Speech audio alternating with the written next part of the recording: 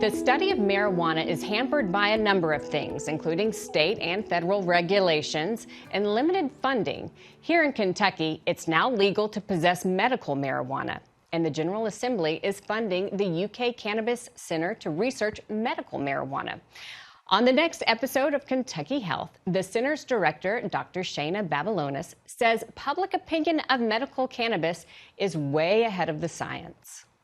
Are we being too cautious with this? You know, in the opening, I talked about the thalidomide, and of course there are other examples of when community groups have pushed for the release and use of medications. I think one can even think about when AIDS was just on the horizon, and there was a push by the community that was affected by that for the release of medications before complete trials were done. Is that something that you see might happen even with marijuana? I mean, I think it's already happened, right? Ahead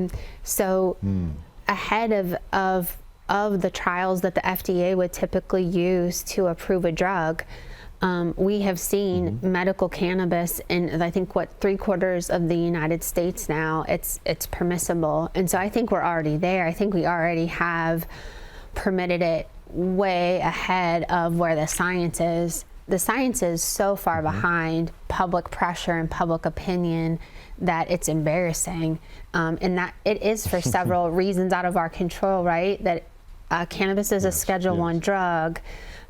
It's very hard to get FDA permission to study it, so on and so forth. There's just too many regulations to be able to study it quickly and effectively, but it leaves us so far behind. And so now we have the situation where it's available in almost every state. It's available to a large population of patients, but the studies aren't there to back it up. If the studies were there to back it up, it would have FDA approval for many different conditions, for many different indications, but we're not there yet. You can see Dr. Wayne Texan's full interview about medical marijuana this weekend. Kentucky Health airs on Sundays at 1:30 Eastern, 12:30 Central, right here on KET.